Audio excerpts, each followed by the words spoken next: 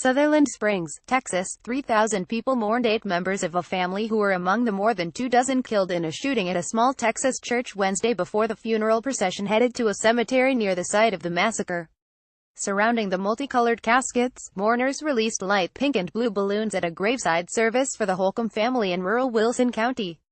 Church member and survivor John Holcomb had invited the public to attend the funeral of his pregnant wife, Crystal, 36, and 3 of her children from a previous marriage, Greg Hill, 13, Emily Hill, 11, and Megan Hill, 9. His parents, 60-year-old Brian and Carla Holcomb, 58, a brother, 36-year-old Mark Holcomb, and Mark's 18-month-old daughter, Noah. Fire marshals had to turn hundreds more people away from the services at an event center in Floresville, Texas, about 12 miles 19 kilometers from the First Baptist Church of Sutherland Springs, where the November 5 shooting occurred. News reporters were barred from entering the event center and were being held in a pen, with 2 trucks obscuring the view inside.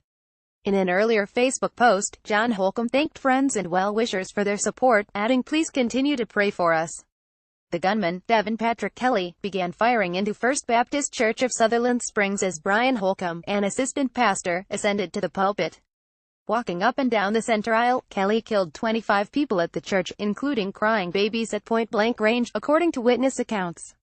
Authorities have put the official toll at 26, because Crystal Holcomb was pregnant.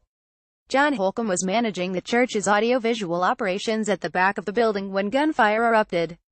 He and Crystal's 7-year-old daughter Evelyn escaped the barrage. Crystal's eldest child, 14-year-old Philip, had stayed home from church services that day. After his rampage, Kelly fled in a vehicle parked near the church, pursued by a barefoot observer with an AR assault rifle, and another man in a pickup truck. The man with the rifle shot and struck Kelly, but authorities say the gunman died of what appeared to be a self-inflicted gunshot wound.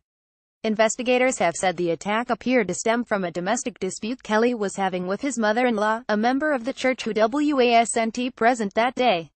However, among the victims was Lula White, the gunman's wife's 71-year-old grandmother. Kelly had a history of domestic violence. He was given a bad conduct discharge from the Air Force after pleading guilty to assaulting his first wife and stepson.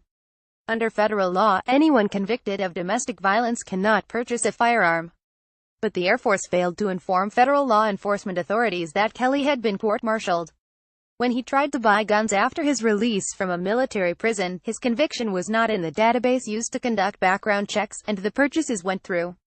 In addition to those killed, another 20 people were injured in the shooting.